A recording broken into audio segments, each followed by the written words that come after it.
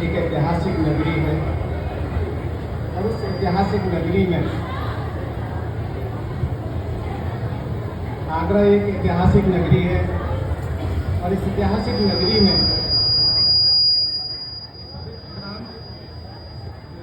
अपनी पहचान अलग रखता है।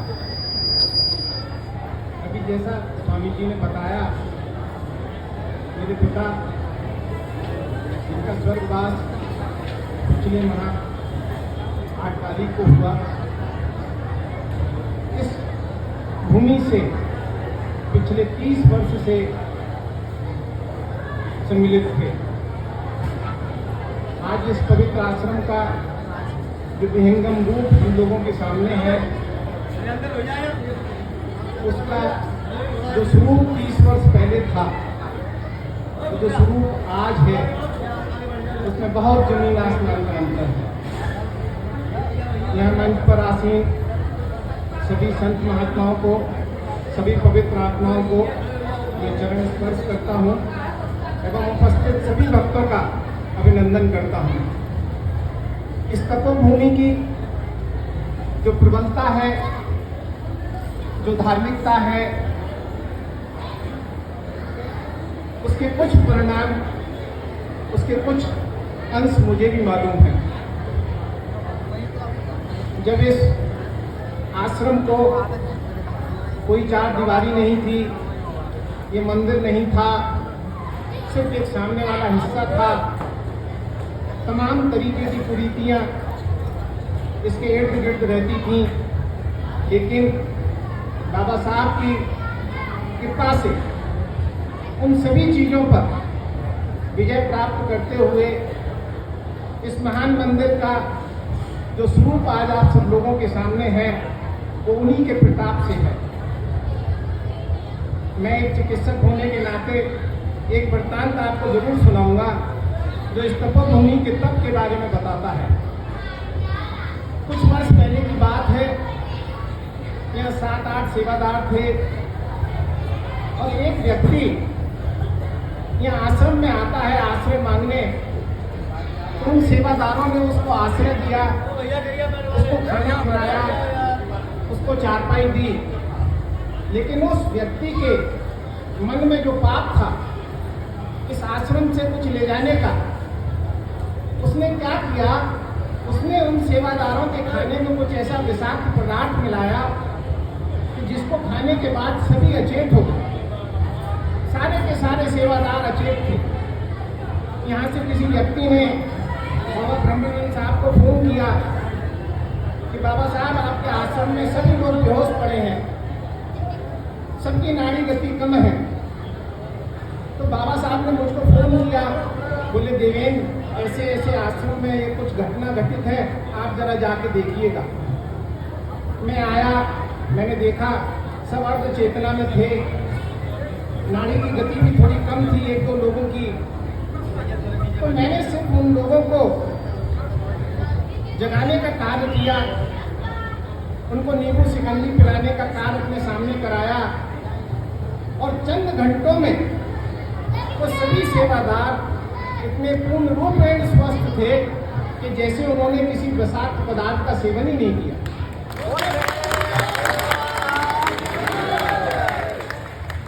उस घटना से मैं इतना द्रवित हुआ कि मैंने उस घटना को अपने तमाम मित्रों को बताया और मैंने बाबा साहब से कहा, मैंने कहा इस तपोभूमि के तप का ही प्रताप था कि हमारे 8 सेवादार में से किसी की भी जान को कोई खतरा पैदा नहीं हुआ। इस भूमि के तप, इस भूमि की धार्मिकता अपने आप में अनोखी है। इस मंदिर की स्थापना हुई, मेरे पिता यहाँ के भक्त थे, मेरे पिता को बड़ा सुकून मिलता था और मैं अपने पिता का बड़ा पुत्र होने के नाते उनके साथ हमेशा आता था। तो मुझसे कहा करते थे, बोले देवेंद्र इस जगह पे आकर मुझको बड़ी शांति महसूस होती है और हमेशा इस आश्रम की सेवा के लिए वो तत्पर रहते थे। मैंने जब भी कभी इस आश्रम से संबंधित कोई भी बात अपने पिता के मुंह से सुनी तो उन्होंने एक ही बात कह के दी मुझको, बोले बेटा इस जगह में बड़ा तप है, इस जगह में बड़ा धर्मार्थ भाव है। जो इस जगह पे जाएगा अपने मन से उसकी सभी मनोकामनाएं पूरी होंगी और उसके सभी प्रकार के कष्ट हरे जाएंगे। मेरा परिवार हमेशा इस आश्रम का ऋणी रहेगा। मेरे परिवार के सभी दुख दर्द इस आश्रम के कारण, यहाँ उपस्थित सभी महात्माओं के आशीर्वाद के कारण वो सभी निवारण बड़े सुलभ ढंग से हुए, जिसका कि मेरा परिवार बार बार याद करता है। आप सभी लोगों को मैं सिर्फ इतना ही कहना चाहूँगा कि इस पवित्र भूमि पर आप पवित्रता के साथ अगर अपनी मनोकामनाएं रखेंगे तो मुझे पूर्ण विश्वास है आप सभी की मनोकामनाएं पूर्ण होंगी। यहाँ के बाबाओं का जो निस्वार्थ भाव से मैंने सेवा भाव देखा है, जिस तरीके से भंडारे में लोग आते हैं, जिस तरीके से बाबा ओपन में बैठते हैं, मैंने तमाम बाबाओं के इतिहास पढ़ा। कोई एसी कमरे में सो रहा है, कोई बंद शीशे के कमरे में है, लेकिन इस आश्रम की जो सबसे बड़ी खूबी है, यहाँ का हर संत, हर महात्मा ओपन बैठते हैं, सबके सामने बैठते हैं। कहीं किसी पे झुकाव या कोई कोठरी या कोई एसी या वो नहीं है जहाँ वो अपनी प्रवचन देते हों। ऐसी महान जगह के लिए मैं हमेशा अपने परिवार सहित उपस्थित हूँ और जब कभी भी इस आश्रम को मेरी किसी भी प्रकार की सेवा होगी, सेवा का आदेश मुझे मिलेगा तो मैं उसको पूर्ण करूँगा। इन्हीं शब्दों के साथ मैं एक बार फिर इस तपोभूमि के तप की आप सभी लोगों को हार्दिक बधाइयाँ देता हूँ, यहाँ आने पर अभिनंदन करता हूँ और आगे आने वाले समय में जिस तरीके से आगरा ताजमहल के लिए जाना जाता है, उस तरीके से इस आश्रम के लिए भी आगरा में ये जाना जाएगा, क्योंकि आगरा में इतना बड़ा आश्रम, इतना बड़ा मंदिर और इतनी बड़ी संख्या में भक्तजनों का आना या किसी समुदाय के अंदर मैंने नहीं देखा। इन्हीं शब्दों के साथ मैं आप सबको पुनः प्रणाम करता हूँ।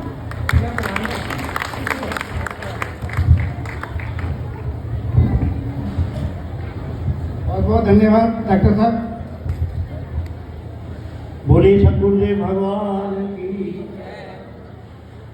दुनिया में